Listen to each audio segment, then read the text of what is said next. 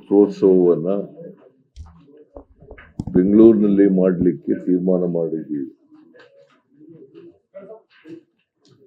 ಈ ಚಲನಚಿತ್ರೋತ್ಸವ, ಅಂತಾರಾಷ್ಟ್ರೀಯ ಚಲನಚಿತ್ರೋತ್ಸವ ಮಾರ್ಚ್ 1ನೇ ತಾರೀಕಿನಿಂದ ಮಾರ್ಚ್ 8ನೇ ತಾರೀಕಿನವರೆಗೆ ನಡೀತದೆ.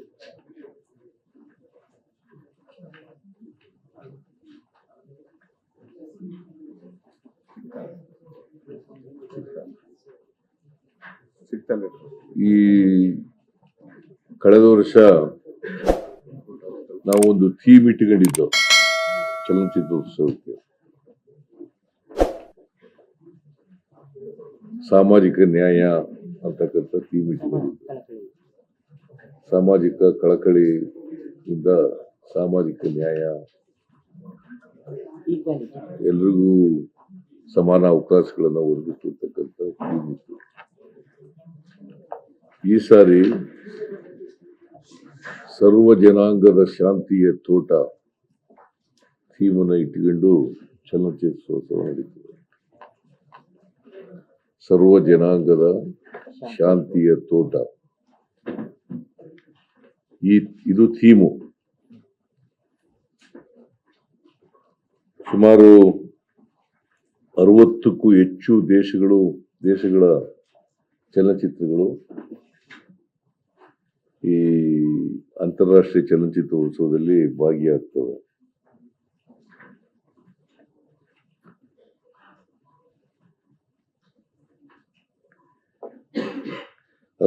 ದೇಶಗಳು 60ಕ್ಕೂ ಹೆಚ್ಚು ದೇಶಗಳು ಮತ್ತೆ ಸುಮಾರು 200 ಚಲನಚಿತ್ರಗಳು, ಸುಮಾರು 200 ಚಲನಚಿತ್ರಗಳು, 13 ಚಲನಚಿತ್ರ ಮಂದಿರಗಳಲ್ಲಿ ಪ್ರದರ್ಶನ ಆಗ್ತವೆ. 13 ಚಲನಚಿತ್ರ ಮಂದಿರಗಳಲ್ಲಿ ಪ್ರದರ್ಶನ ಆಗ್ತವೆ. ಸುಮಾರು 400 ಪ್ರದರ್ಶನಗಳಾಗ್ತವೆ.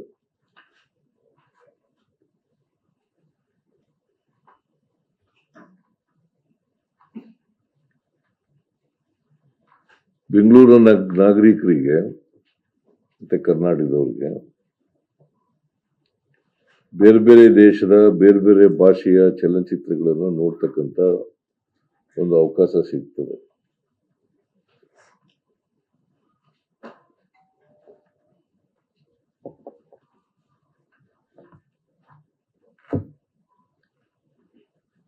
ಇದು ಒಂದು ಬೆಂಗಳೂರು ನಾಗರಿಕರಿಗೆ ಒಂದು ಸುವರ್ಣ ಅವಕಾಶ.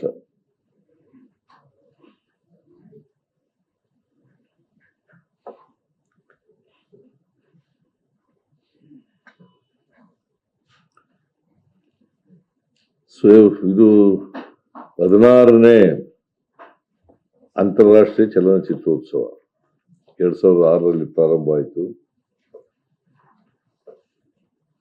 ಇಲ್ಲಿವರೆಗೆ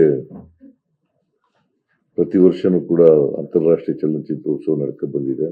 ಈಗ 16ನೇ ಚಲನಚಿತ್ರೋತ್ಸವ ನಡೀತಾ ಇದೆ.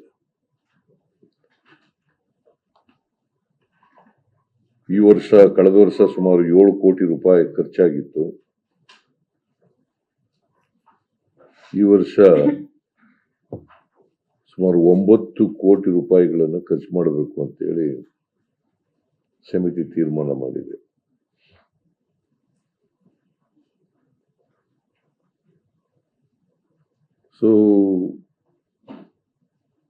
ಉದ್ಘಾಟನೆ ಮತ್ತು ಸಮಾರೋಪ. ಉದ್ಘಾಟನೆ 1ನೇ ತಾರೀಕು ನಡೀತದೆ. 8ನೇ ತಾರೀಕು ಸಮಾರೋಪ ಸಭೆ ನಡೀತದೆ.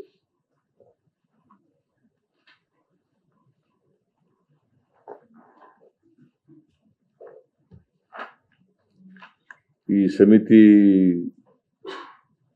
ಸಮಿತಿಯವರು ಯಾರು ಮುಖ್ಯ ಅತಿಥಿಗಳಾಗಬೇಕು ಅಂತೇಳಿ ತೀರ್ಮಾನ ಮಾಡ್ತಾರೆ. ಇನ್ನು ತೀರ್ಮಾನ ಮಾಡಿಲ್ಲ, ಅದನ್ನು ತೀರ್ಮಾನ ಮಾಡ್ತಾರೆ. ಉದ್ಘಾಟಕರನ್ನೆಲ್ಲ ಒಬ್ಬರು ಸಿನಿಮಾದವ್ರನ್ನ ರಾಯಭಾರಿ ಮಾಡ್ತೀವಿ.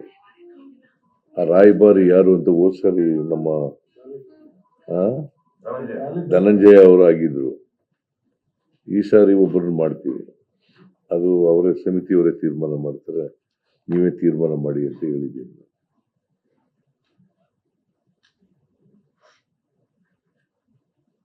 ಇನಾಗ್ರೇಷನ್ಗೂ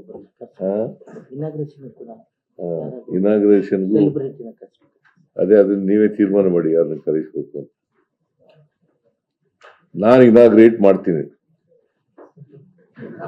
ನೀವಿಲ್ದೆ ಇನಾಗ್ರೇಷನ್ ನೀವಿಲ್ದೆ ಶುರುನೇ ಆಗಲ್ಲ. ರಾಜ್ಯಪಾಲರು ಸಮಾರೋಪ ಸಭೆಯಲ್ಲಿ ಭಾಗವಹಿಸ್ತಾರೆ, ನಾನು ಇನಾಗ್ರೇಷನ್ ಮಾಡ್ತೀನಿ. ಲೇಟೆಸ್ಟ್ ಹಾಗೂ ಇಂಟ್ರೆಸ್ಟಿಂಗ್ ಸುದ್ದಿಗಳಿಗಾಗಿ ಬಾಸ್ ಟಿವಿ ಕನ್ನಡ ಚಾನೆಲ್ನ ಸಬ್ಸ್ಕ್ರೈಬ್ ಮಾಡಿ. ಹಾಗೆಯೇ ಬೆಲ್ ಐಕಾನ್ ಪ್ರೆಸ್ ಮಾಡಿ. ಇದರ ಜೊತೆಗೆ ಫೇಸ್ಬುಕ್, ಇನ್ಸ್ಟಾಗ್ರಾಮ್, ಎಕ್ಸ್ನಲ್ಲೂ ಮಿಸ್ ಮಾಡದೆ ಫಾಲೋ ಮಾಡಿ.